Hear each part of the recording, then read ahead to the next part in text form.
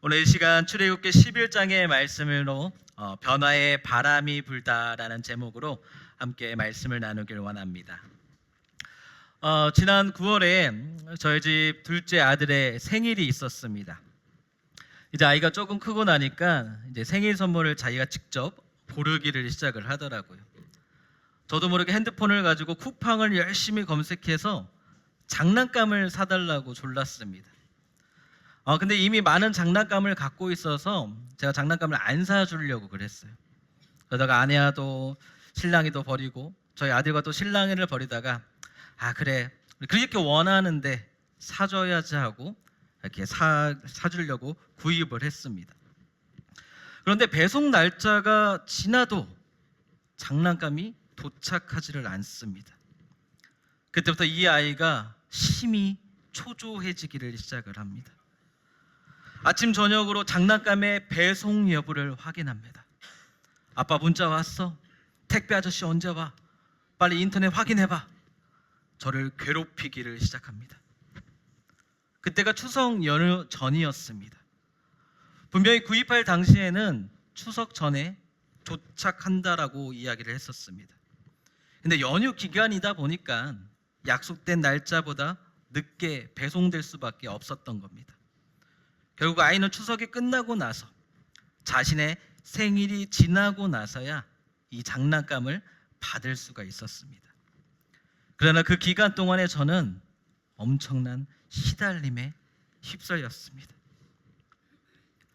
어찌 보면 지금 말씀 속에 나오는 이 출애굽기 속 이스라엘 백성들 역시 저희 아이가 경험하였던 그런 초조함 가운데 있는지 모르겠습니다. 이스라엘의 구원을 위해서 하나님이 택한 모세라는 인물이 나타났지만 여전히 그들 가운데에 출애굽은 이루어지지 않았습니다. 앞서 9가지의 재앙들이 애굽 땅을 덮침으로써 바로 왕이 지금 당장이라도 우리를 내보낼 거라 생각했지만 그마저도 잠시 바로의 마음은 완악함으로 이스라엘 백성들을 결코 놓아주지를 않습니다. 분명 이루 말할 수 없는 하나님의 기적이 그 땅 가운데 이루어지고 경험하고 있는데 이 출애굽이라는 구원의 약속은 언제 이루어질지를 모르는 상황입니다. 어찌 보면 현재를 살아가고 있는 우리의 모습 역시 그런지 모르겠습니다. 하나님의 구원, 삶의 명확한 변화가 일어나야 하는데 분명 간간히 보여지는 하나님의 역사하심은 존재하지만 삶은 여전히 치열하고 그 무게는 감당하기가 힘이 듭니다. 우리의 삶에 분명한 구원의 약속이 있어서 출애굽을 하게 날 그날을 고대하고는 있지만 이 애굽의 노예란 그 신분에서는 여전히 벗어나지 못하고 있는 겁니다. 그로 인해서 때로는 우리의 마음 가운데에 낙심과 불안이 존재합니다. 이렇게 믿는 것이 맞는 것인가? 하나님은 정말 나를 사랑하고 계신 것인가? 그러나 우리 하나님은 분명히 말씀하셨습니다. 출애굽기 6장 6절에서 7절의 말씀 우리 한번 같이 읽어보겠습니다. 시작. 나는 여호와라 내가 애굽 사람의 무거운 짐 밑에서 너희를 빼내며 그들의 노역에서 너희를 건지며 편 팔과 여러 큰 심판들로서 너희를 속량하여 너희를 내 백성으로 삼고 나는 너희의 하나님이 되리니 나는 애굽 사람의 무거운 짐 밑에서 너희를 빼낸 너희의 하나님 여호와인 줄 너희가 알지라. 아멘. 하나님은 이 약속의 말씀을 분명 이루어가고 계신 중이십니다. 그리고 이제 마지막 10번째 재앙에 앞서서 그 사실을 더욱 분명하게 말씀하고 계십니다. 오늘 본문 1절의 말씀 여호와께서 모세에게 이르시기를 내가 이제 한 가지 재앙을 바로와 애굽에 내린 후에야 그가 너를 여기서 내보내리라. 그가 너희를 내보낼 때에는 여기서 반드시 다 쫓아내리니. 이제 마지막으로 한 가지 재앙이 애굽 땅을 덮치게 될 것인데 그 후에 반드시 출애굽하게 될 것을 선언하고 계십니다. 이제 출애굽을 위한 마지막 단계입니다. 애굽에게 있어서는 이 이스라엘을 놓아줄 수밖에 없는 최악의 재앙입니다. 그러나 이스라엘에게 있어서는 출애굽에 이루는 하나님의 은혜입니다. 하나님은 과연 이 과정을 통해서 어떠한 은혜를 이스라엘 가운데 허락하고 계시겠습니까? 그리고 그것은 오늘 살고 있는 우리와는 과연 어떠한 관계가 있을까요? 오늘 말씀을 통해서 함께 살펴보기를 원합니다. 그 첫 번째는 바로 세계관의 변화입니다. 한번 따라해 보겠습니다. 세계관의 변화. 우리가 세상을 바라보는 눈이 달라지게 하시는 겁니다. 우리가 알다시피 이 10가지 재앙, 단순한 기적의 체험이 아니었습니다. 일회성으로 끝나는 이벤트가 아닙니다. 출애굽이 갖는 이스라엘의 역사와 하나님의 구속사에 대한 부분에 있어서 이 10가지 재앙은 아주 중요한 위치를 차지하고 있습니다. 애굽의 신들과 종교 그리고 신화를 기반으로 한 그 세계관의 철저한 붕괴를 다루고 있습니다. 애굽의 노예 생활 400년, 그 기간 동안에 애굽은 더욱더 강성해져 갔지만 이스라엘은 철저히 그 아래에서 노역을 하며 생활했습니다. 우리가 한 세대만 거쳐도 이미 익숙한 것들과 결별하게 되어지는데 무려 400년의 시간이 흘렀습니다. 이 400년의 시간 동안에 이스라엘은 애굽의 세속화에 물들어져 버렸습니다. 이스라엘은 철저하게 애굽의 노예로서 자리매김하고 있는 상태입니다. 그들이 하나님 앞에 부르짖고 구원을 바라고 있지만 이미 그들의 몸 가운데 되어버린 습성과 그들의 사고방식은 그들로 하여금 아무것도 하지 못하도록 그들의 목을 옥죄이고 있는 상황인 것입니다. 애굽은 말할 것도 없겠죠. 애굽의 상황은 더욱 심각합니다. 근데 여러분 한번 생각해 보시기 바랍니다. 오늘날 이 시대가 애굽과 같지 않습니까? 부가 있고 강성해져 가지만 그 안은 썩어 문드러져 심각합니다. 영적인 타락과 인본주의와 여러 가지 혼합 사상들이 가득 차 있습니다. 그 안에 살고 있는 우리는 어떠할 것 같습니까? 여러분 정말 아무런 문제 없이 우리가 잘 살아가고 있다 이렇게 말할 수 있겠습니까? 아니죠. 우리는 하루에도 수많은 그 신앙적 갈등 그리고 어려움들을 경험하며 살아가고 있습니다. 이 세상의 풍조에 휩쓸려서 동조하며 살아가는 모습들이 우리의 삶 곳곳에 가득합니다. 교회 안도 마찬가지지 않습니까? 세상 풍조 따라가기 바쁜 교회들이 얼마나 많이 있습니까? 애굽의 400년 노예 생활하며 살았던 이스라엘 백성과 우리의 모습 속에는 어쩌면 별반 차이가 없을지 모릅니다. 그러나 그러한 우리에게 하나님 오늘 말씀을 통해서 이스라엘 백성 가운데 허락하셨던 세계관의 변화라는 은혜를 주시고자 하십니다. 2절 말씀을 보겠습니다.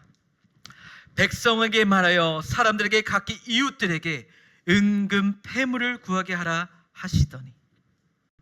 은금 패물을 구하라. 노예가 어디서 은금 패물을 구합니까? 이스라엘 입장에서는 굉장히 당황스러운 말씀입니다.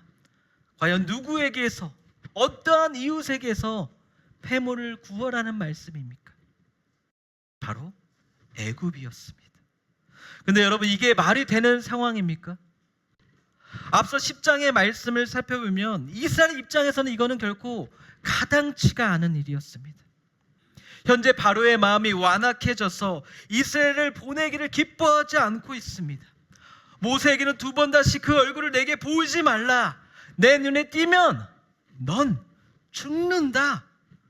그렇게 바로가 엄포를 놓은 상황입니다.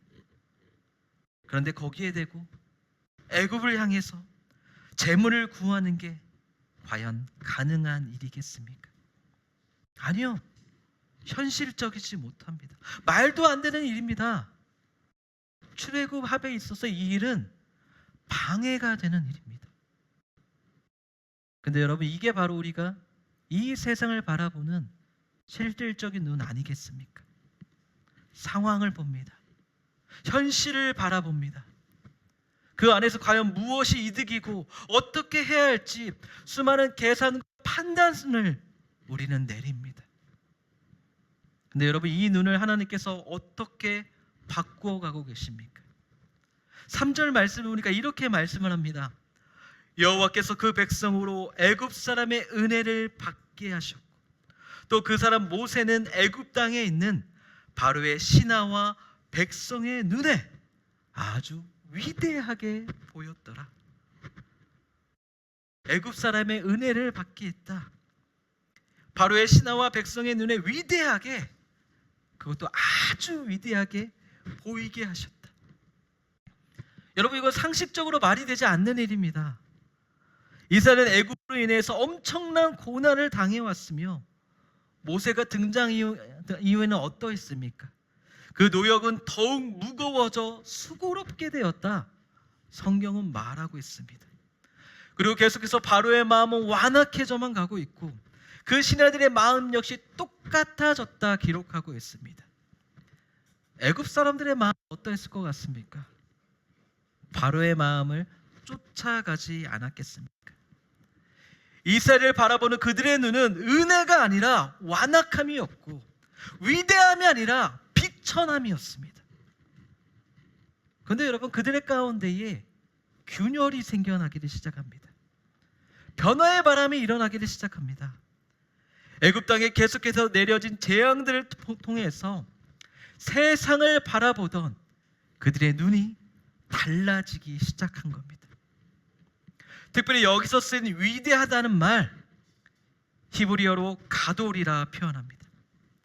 성경에서 가돌은 하나님의 크신 능력과 권세, 권능, 그 행하신 일들을 표현할 때 사용하는 말입니다. 사람이 생각했을 때에 너무나도 기이하고 놀라워서 감히 그 말로서 표현할 수 없는 감탄과 경탄의 표현이 함축되어져 있습니다. 이전까지 애굽에서는 결코 살펴볼 수 없던 모습입니다.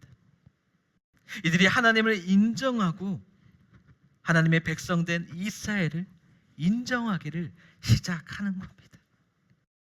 그리고 그렇게 변화된 그들의 모습 속을 이스라엘은 직접적으로 경험하기를 시작합니다. 자신들에게 은혜를 베풀고 있는 그 애굽의 변화된 모습 안에서 그들은 무엇을 경험하고 있습니까?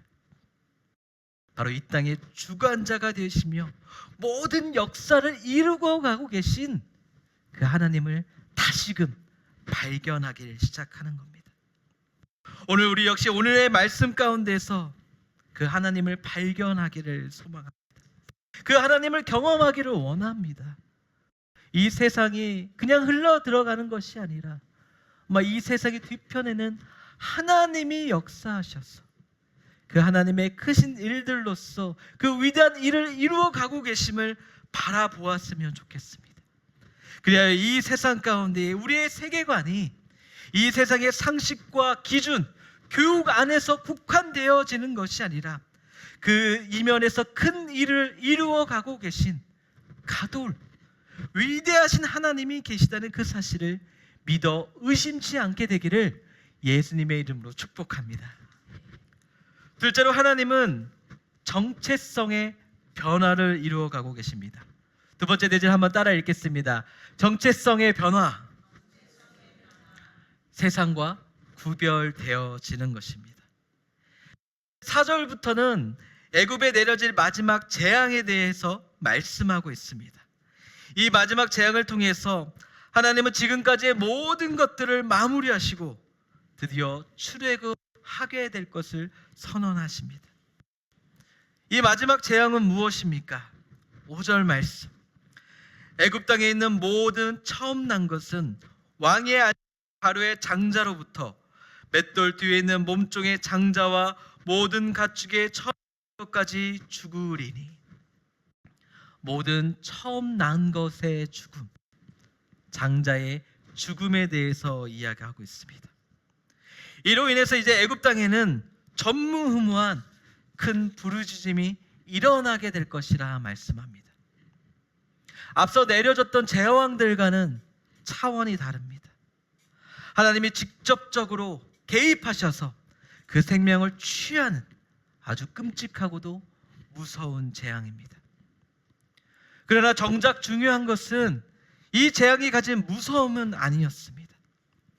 이 끔찍한 재앙의 과정 속에서 하나님이 무엇을 행하고 계신가를 우리는 바라볼 수 있어야 합니다. 7절의 말씀을 봅니다. 그러나 이스라엘 자손에게는 사람에게나 짐승에게나 개 한 마리도 그 혀를 움직이지 아니하니니. 함께 읽겠습니다.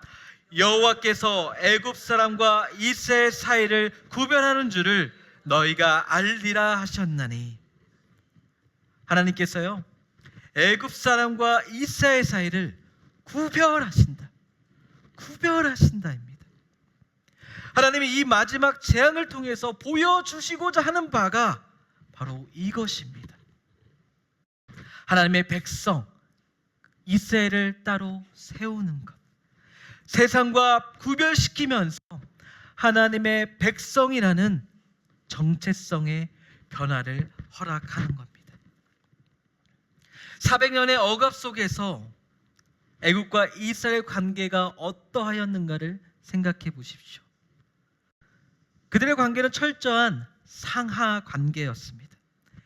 애굽은 강력한 지배층으로서 이스라엘에 대한 강력한 권위를, 절대적 권위를 행사했습니다. 강제로 노역을 부과하며 그들의 자유를 제한했습니다. 이스라엘은 계속되는 애굽의 차칙 속에서 그 지배에 종속된 존재로 여겨졌습니다. 출애굽을 위하여 애굽에 내려졌던 재앙들은요, 바로 이러한 상하 관계를 뒤흔드는 크나큰 사건이었던 겁니다. 이스라엘의 애굽의 억압에서 벗어나서 새로운 정체성을 찾아가게 되는 귀한 은혜의 과정이었던 겁니다. 애굽에 내려지는 재앙 가운데서 분명 사람들은 생각했을 겁니다. 왜 이스라엘만 괜찮은 것인가? 왜 이스라엘만 멀쩡한 것인가? 처음 한두 번은 몰랐습니다. 그럴 수 있다 넘어갔습니다. 그런데 재앙이 계속될수록 이스라엘은 멀쩡하고 애굽만 피해를 보고 있습니다. 철저하게 하나님께서 애굽과 이스라엘을 구별하고 계신 겁니다. 그리고 이제 마지막 10번째 재앙에 이르러서 이를 이 세상 가운데에 더욱 완전하게 드러내시기를 시작하는 겁니다. 이스라엘은 내가 구별하여 지키고 보호하고 있는 거룩한 나의 백성들이다. 이것을 세상 가운데 선포하고 계신 것입니다. 그리고 오늘 이 땅을 살아가는 우리들 역시 하나님께서 구별하여 주신 거룩한 하나님의 백성인 줄 믿습니다. 물론 여전히 우리의 삶 가운데는 어려움이 있습니다.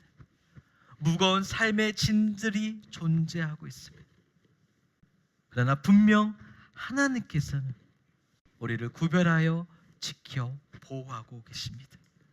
우리의 삶을 아주 천천히 그리고 아주 철저하게 하나님의 길로 인도하고 계십니다. 어쩌면 지금 생각해 볼 때에 나의 이 삶이 세상 사람들과 별반 차이가 없어 보일지 모릅니다. 아니 어쩌면 그 어려움 가운데에서 나는 왜 세상 사람들만 못하다 여기고 계신지도 모릅니다. 그러나 우리 하나님 분명 말씀하셨습니다. 애굽의 마지막 재앙을 통해서 이스라엘을 구별하여 출애굽시킨 바와 같이 우리 예수님 이 땅에 다시 오실 그날에 우리의 구별됨이 더욱 분명하게 나타나게 될 것을 말씀하셨습니다. 우리가 하나님과 그리스도의 제사장이 되어지고 그리스도와 더불어 하나님 나라의 그 왕국에서 왕 노릇하게 될 것이라 말씀하여 주셨습니다. 우리는 그 말씀을 믿음으로써 그 날을 고대하며 살아가는 하나님의 백성입니다. 혹여나 지금 나의 삶의 어려움 가운데서, 그 무거운 짐 가운데서 실망하거나 낙심하고 계신 분 계십니까? 하나님을 믿고 있고 하나님을 따르고 싶지만 여전히 변화되지 않는 나의 모습을 보면서 좌절하고 계신 분 있습니까? 오늘 이 말씀을 기억하시기 바랍니다. 하나님은 반드시 우리의 삶을 변화시키고 출애굽시켜 주실 것입니다. 더 이상 우리를 죄의 노예로서 살아가게 하는 것이라 하나님의 거룩한 백성으로서 구별하셔서 하나님의 놀라운 일 가운데에 사용하여 주실 것입니다. 그래 여러분, 낙심하지 마시길 바랍니다. 하나님은 분명히 우리를 구별하셨습니다. 세상에 있는 나의 모습에 현혹되지 마시기 바랍니다. 앞으로 하나님께서 나를 어떻게 변화시키실지 나의 변화될 모습을 기대하시길 바랍니다. 그리하여 그 놀라운 은혜 안에서 날마다 우리에게 불어닥치고 있는 이 변화의 바람을 맞이하면서 하나님이 원하시고 뜻하신 바대로 성경적 세계관과 그리스도인이라는 정체성의 변화를 이루며 살아갈 수 있는 저와 여러분 되기를 예수님의 이름으로 축복합니다.